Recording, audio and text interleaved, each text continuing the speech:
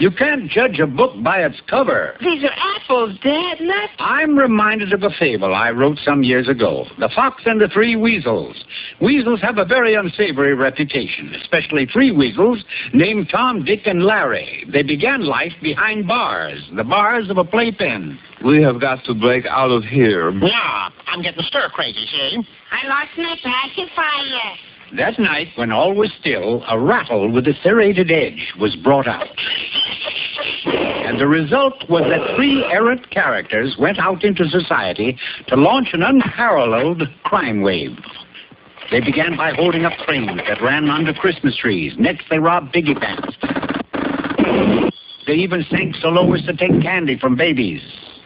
What a haul. Yeah, 11 cents, eh? They're 14 all day, sucker. But these dastardly deeds brought the minions of the law hot on the heels of the Weasel Gang. Of all the stupid things. Yeah, we'll be back in our playpen before we know it. And then fate intervened, for just ahead a bridge spanned a river. Across the river is the state line. They couldn't follow us there. But look at the bridge. It's like only half completed. So what? Halfway across the state line is better than nothing. Offhanded, you'd surmise that this was the finish of the Weasel Gang, but such wasn't the case. For a ferry boat happened to be on the river, and the getaway car simply fell to the parking area. But this time, fate wasn't so kind. For that ferry boat was on a sightseeing cruise, and her first stop was Stony Island, home of the state prison. Naturally, the newspapers played it up big, and one of the periodicals came to the attention of Tycoon J. Fox, the canned soup millionaire. I could use 3 lads like those. Indeed he could, for his canned soup empire was tottering. Sorry, TJ, but there's no market for chocolate soup. No, Chief. It isn't the alphabet soup the customers object to. It's what the letters spell out when they pour it.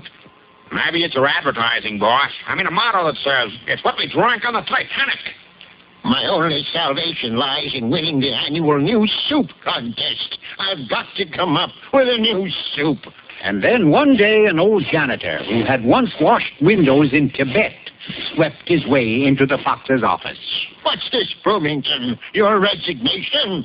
No, Mr. Fox, that's an ancient recipe. It shows you how to make the soup of the 7 moons. Fox knew a winner when he saw one. There was just one hitch. In order to make this soup, you must get the sprout of a has-been and the pollen from a wallflower. The only way to get them is to steal them.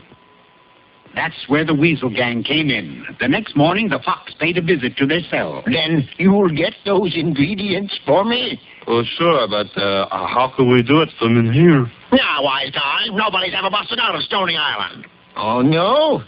The guards are eating soup for dinner. My soup. At 6 that evening, the lights came on and the guards went out from eating Fox's soup.